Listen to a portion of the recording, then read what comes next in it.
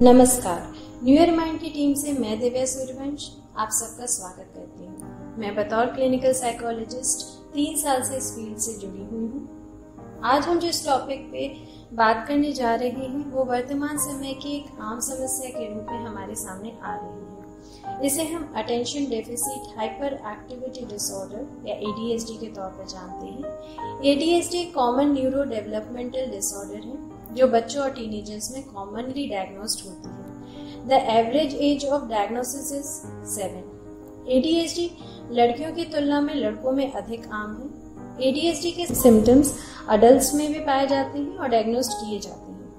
ADHD से ग्रसित लोग एक कार्य पर ध्यान केंद्रित करने या लंबे समय तक बैठने में परेशानी का सामना करते हैं। जिन बच्चों में ADHD के सिम्टम्स पाए जाते हैं उन बच्चों में अक्सर लो सेल्फ स्टीम, रिलेशनशिप्स में प्रॉब्लम या डेली लाइफ रूटीन को फॉलो और ऑर्गेनाइज न कर पाने की शिकायत आती है।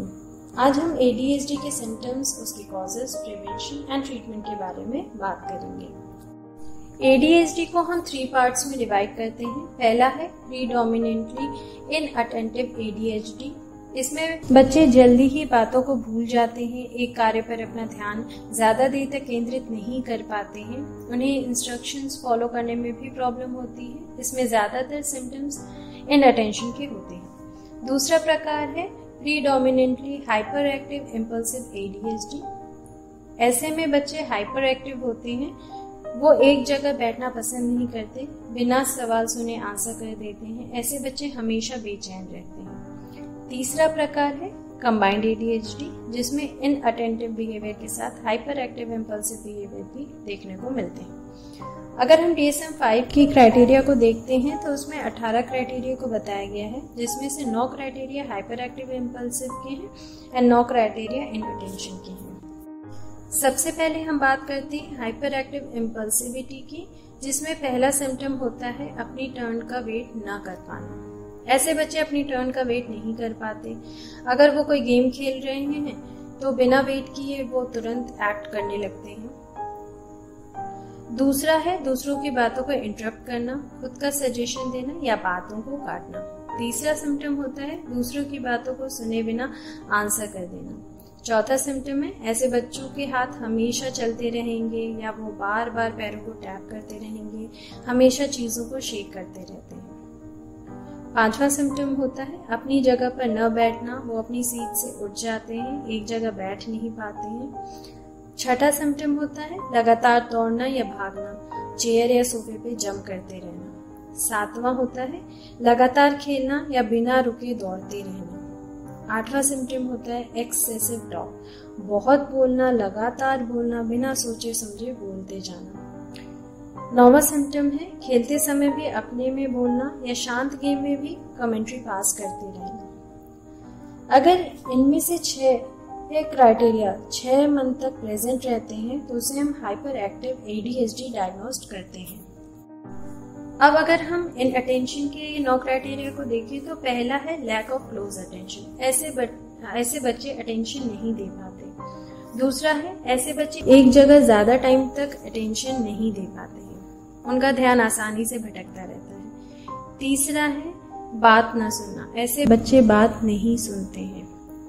फिर चौथा है दे डोंट फॉलो इंस्ट्रक्शन। ऐसे बच्चों को इंस्ट्रक्शन फॉलो करने में डिफिकल्टी महसूस होती है और वो इंस्ट्रक्शन प्रॉपरली फॉलो नहीं कर पाते। पांचवा क्राइटेरिया आता है पुअर ऑर्गेनाइजेशन। ऐसे बच्चे चीजों को ऑर्गेनाइज नहीं कर पाते हैं, उन्हें ऑर्गेनाइजेशन में प्रॉब्लम होती है। छठा पॉइंट है किसी भी एक्टिविटी में प्रॉपर अटेंशन ना दे पाना। सातवां है फ्रीक्वेंटली सामान खोना या सामान को इधर उधर रख के भूल जाना। आठवां पॉइंट आता है जिसमें बच्चे आसानी से डिस्ट्रैक्ट हो जाते हैं, कोई भी एक काम करते करते वो दूसरी तरफ ध्यान देने लगते हैं। लास्ट क्राइटेरिया है जिसमें बच्चे रोज की एक्टिविटी को भूल जाते हैं। फॉर एग्जाम्पल अपना शेड्यूल प्रॉपरली फॉलो न करना या होमवर्क करना भूल जाना। अगर इन 9 क्राइटेरिया में से 6 क्राइटेरिया 6 मंथ तक प्रेजेंट है तो उसे हम इनअटेंशन ADHD कह सकते हैं। ADHD की अगर हम कॉजेज की बात करें तो कोई एग्जैक्ट कॉज हमें नहीं मिलता है, पर कुछ कॉजेज को हम कंसिडर कर सकते हैं। हैं, जैसे जीन्स एंड हेरिडिटी। अगर ये परिवार में पहले से किसी फैमिली मेंबर को हो तो बच्चों में पाया जा सकता है। 4 में से 1 बच्चे के पेरेंट में ADHD के सिम्टम्स पाए जाते हैं। दूसरा कॉज हम कह सकते हैं कोई हेड इंजरी होना ड्यूरिंग बर्थ टाइम या फिर आफ्टर बर्थ। प्रीमेच्योर बर्थ भी ADHD का एक कॉज हो सकता है। Consumption of alcohol during pregnancy. अगर माँ प्रेगनेंसी के दौरान अल्कोहल का सेवन करती है तो ऐसे बच्चों में भी ADHD के सिम्टम्स पाए जा सकते हैं। अब अगर हम ADHD के कॉम्प्लिकेशंस की बात करें कि बच्चों में क्या क्या कॉम्प्लिकेशंस हो सकती हैं। ADHD डायग्नोस्ड बच्चे हमेशा स्ट्रगल करते हैं अपनी डेली रूटीन लाइफ में, क्लासरूम में, एकेडमिक फेलियर्स या बच्चों में जजमेंटल होने के कारण। देखा गया है ADHD के बच्चों में इंजरीज और एक्सीडेंट फ्रीक्वेंटली होते हैं। ऐसे बच्चे लो सेल्फ स्टीम से ग्रसित होते हैं। उन्हें लोगों से इंटरेक्ट करने में या बात करने में प्रॉब्लम होती है। ADHD डायग्नोस्ड बच्चों में हमेशा अल्कोहल और ड्रग अब्यूज का रिस्क बना रहता है। ADHD दूसरी साइकोलॉजिकल और डेवलपमेंट प्रॉब्लम्स पे असर नहीं करता है, पर ADHD बच्चों के साथ दूसरी कंडीशंस भी हो सकती हैं, जैसे ODD, conduct disorder, learning disability, substance use disorder, anxiety disorder, mood disorder, tick disorder and so on. अब अगर हम ADHD की डायग्नोसिस की बात करें तो आपके थेरेपिस्ट या फिर आपके साइकोलॉजिस्ट डिफरेंट टेस्टिंग स्केल्स के द्वारा करते हैं। वो देखते हैं कि कितने दिनों तक ऐसे लक्षण बच्चों में मौजूद हैं और कितनी सीवियरिटी के साथ है। आपके थेरेपिस्ट या साइकोलॉजिस्ट बच्चों के पेरेंट्स, टीचर्स, सिबलिंग्स सबसे आवश्यक जानकारी इकट्ठा करके ADHD की डायग्नोसिस को करते हैं।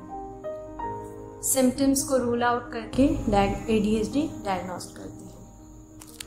अब हम अगर बात करें प्रिवेंशन की तो सबसे पहले हमें अपने बच्चों के सिम्टम्स को समझना होगा। अगर फ्रीक्वेंटली हमें स्कूल या टीचर से कंप्लेंट आती है, हमें उसे इग्नोर नहीं करना चाहिए। ऐसे सिम्टम्स पे ध्यान देने की आवश्यकता होती है। ADHD को लेकर स्कूल में अवेयरनेस प्रोग्राम्स होने चाहिए, स्पेशली टीचर्स के लिए। टीचर्स को इसकी जानकारी होनी चाहिए। अगर ऐसे सिम्टम्स किसी बच्चे में पाए जाते हैं तो वो तुरंत स्कूल काउंसलर या पेरेंट्स को रिपोर्ट कर सकते हैं। प्रेग्नेंट मदर को अल्कोहल या ड्रग्स का यूज़ नहीं करना चाहिए। फ़ोन स्क्रीन या टीवी स्क्रीन से बच्चों को दूर रखना चाहिए। ज़्यादा देर तक वो इन चीज़ों के सामने ना बैठें। ADHD के ट्रीटमेंट में हम मेडिसिन का प्रयोग कर सकते हैं जो डॉक्टर द्वारा प्रेस्क्राइब्ड होनी चाहिए। हम साइकोलॉजिस्ट या थेरेपिस्ट से कंसल्ट करके थेरेपी की मदद ले सकते हैं। ADHD डील करने के लिए बहुत सारी थेरेपी यूज़ में लाई जाती है। वो एक ट्रेन थेरेपिस्ट कर सकता है। हम एज ए पेरेंट्स कुछ स्किल सीख सकते हैं। ये घर पे भी हम उसको यूज़ कर सकते हैं, जैसे कि deep breathing, regular exercise and meditation, brain boosting exercise, muscles relaxation exercise.